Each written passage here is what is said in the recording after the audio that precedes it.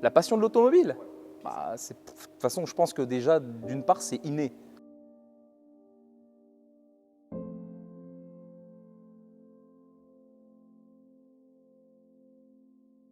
Je pense qu'il y a des gens qui sont prédisposés à aimer les voitures, à aimer autre chose. Moi, j'aimais les voitures depuis tout petit, en fait. Déjà, mon père a toujours aimé les voitures. Ensuite, il a toujours eu des voitures. Et voilà, ainsi de suite. Et moi, depuis tout petit, j'aimais ça. On allait dans les concessions auto, on allait voir les voitures, on allait dans les concessions moto. On parlait toujours de voitures. Et moi, depuis tout petit, j'achetais des magazines, là, tu sais, Autojournal, Échappement. Et donc, forcément, et à l'époque, il n'y avait pas Internet. Donc, quand tu aimais l'automobile, c'est soit tu regardais les rallyes à la télé, les essais, ou alors les magazines. Et moi, je passais mon temps à regarder les magazines auto. Moi, j'ai toujours voulu une 205 GTI. À l'époque, je voulais une 205 GTI et une Sierra Cosworth. Ouais, je sais pas, c'était deux voitures que j'aimais. Après, oui, bien sûr, tu voyais une Bugatti, ça faisait rêver, mais tu sais, quand t'es gamin comme ça fait rêver, mais tu te dis, je l'aurai jamais. Enfin, moi, en tout cas, c'était. Mais ce qui me faisait. Moi, je voulais, à mon permis, je voulais une 205 GTI. Pourquoi? Je sais pas, j'aimais bien cette voiture, c'était beau, j'aimais bien. Voilà, la passion de l'auto, c'est ça, les magazines, puis après tu grandis, c'est les mobylettes, les scooters, tu les bricoles. J'ai pas eu de mobilette ni de scooter. Non, moi je préparais les mobylettes et les scooters de mes potes et après je les essayais. Non, mes parents voulaient pas. Ils se sont évités des ennuis. Donc je posais des kits, des varios, des carbus, des trucs, je les réglais et en compensation, je roulais avec. Début de la bricole, ouais. Moi, je bricolais déjà avec mon père en fait. Mon père a toujours bricolé en mécanique, etc. Donc je l'aidais en fait. C'est comme ça aussi que j'ai appris. Et après, les mobylettes, et puis après, tu passes ton permis et tu achètes ta première voiture, ta deuxième, et ainsi de suite. Et puis tes potes en achètent d'autres. Et... Ma première voiture que j'ai achetée, hein, une 205 CTI 1,6 litre. Ouais, déjà à l'époque, je voulais une GTI, mais à l'époque, c'était pas comme maintenant. Les mecs, ils les restauraient pas. La plupart, c'était des poubelles ambulantes. J'ai eu mon permis en 2004. Et en 2004, j'ai fait des annonces et des annonces de GTI. À chaque fois que je suis allé en voir, c'était des poubelles. Et moi, je voulais un truc propre. Donc, j'ai acheté une CTI qui était très propre. C'est pas ce que je voulais, mais bon, c'était sympa. Puis après, je l'ai revendue. J'ai racheté une 206 S16. Et puis après, ainsi de suite, j'ai changé. J'ai eu 35 voitures, hein, et 35 sportives. En fait, j'aimais bien changer. Alors, dès que je mettais de l'argent de côté, et puis après, je la revendais, et je rachetais une suivante, et puis une suivante, et puis au fur et à mesure, j'ai pu monter comme ça, quoi. J'ai un niveau bac, STI, génie mécanique, système motorisé.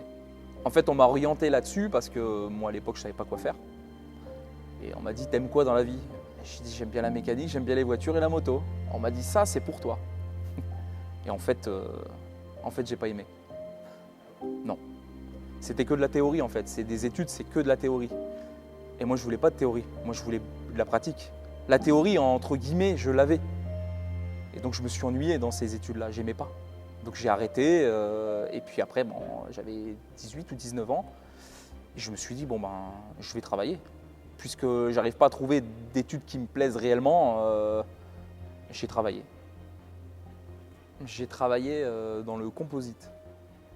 Donc il fallait faire il y avait un peu de tout, hein, donc c'est de la fibre.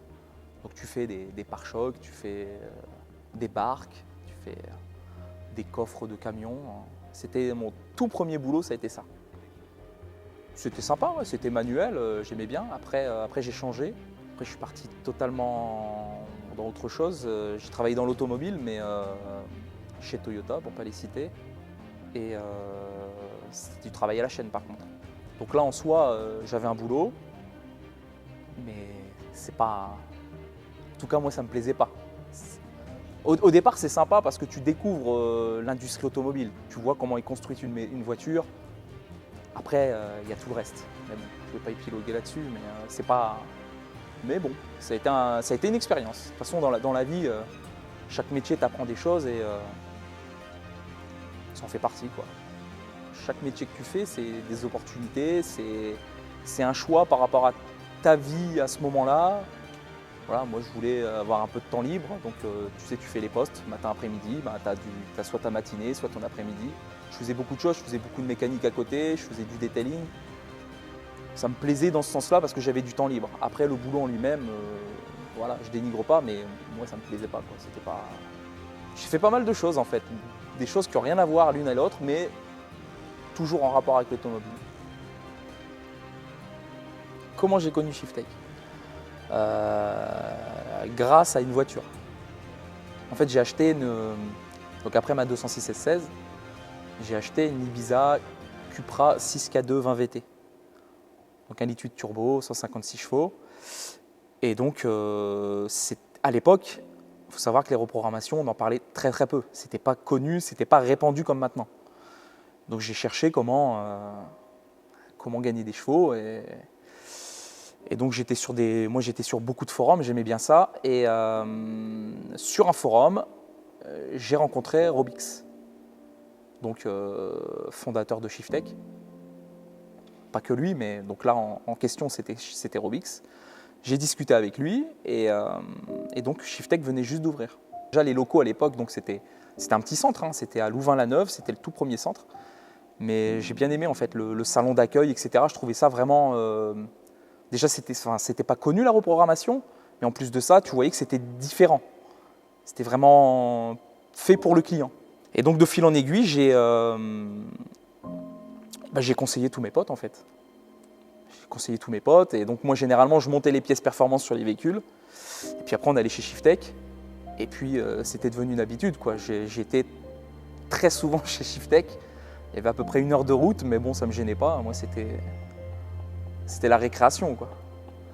Une anecdote, si, j'en ai une, mais ça n'a pas de rapport avec les véhicules. Mais une fois, donc je vais à un rendez-vous, je vois Fred. Bonjour, ça va?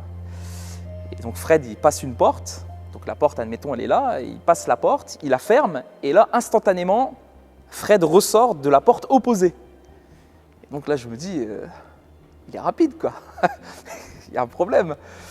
Et ça me trotte dans la tête. Et peut-être 1 heure plus tard, la même chose, il repasse.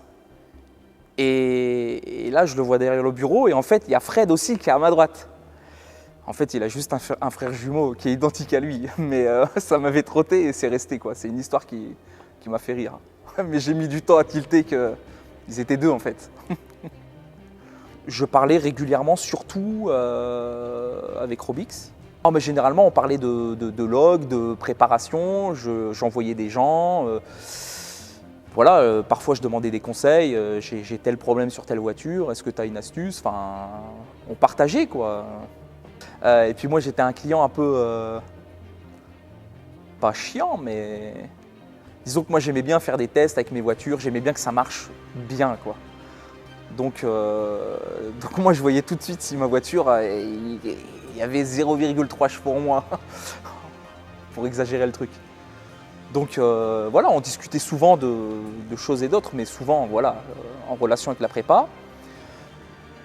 À chaque nouvelle année, on se disait bonne année, enfin voilà, comme des potes, entre guillemets. Et puis pendant pas mal d'années, on s'est dit un jour, il faudrait qu'on bosse ensemble. Enfin, c'est Robix qui me le disait. Un jour, il faudrait qu'on bosse ensemble. On se l'est dit pendant pas mal d'années. Et puis un jour, il m'a dit, écoute, on va ouvrir le centre à Paris, j'aimerais que tu fasses partie de l'équipe. Et l'aventure Shiftech a commencé. Et d'ailleurs, hein, Robix, je te remercie encore. Et voilà. Voilà comment ça a commencé.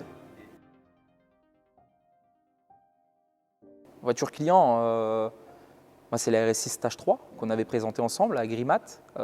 C'est un des premiers gros projets qu'on a fait à Paris.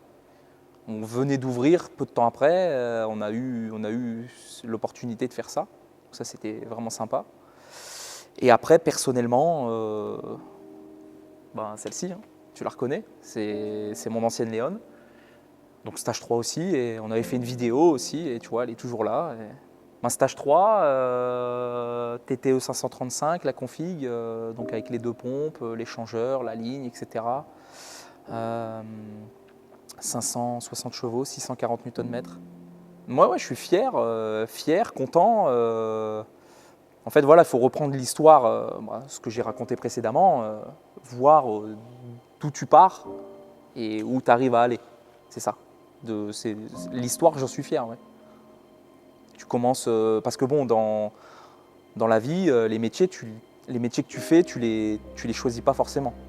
Parfois, tu as des contraintes, ou tu n'as pas le diplôme, ou c'est une question d'opportunité en fait. D'opportunité, d'expérience. Et oui, oui, là, je suis content de me dire, voilà, déjà je bosse chez Shiftech, déjà ça j'en suis très content. Et en plus de ça, j'ouvre mon centre. Et ça, c'était un peu inespéré pour moi. Donc, ouais, on verra la suite.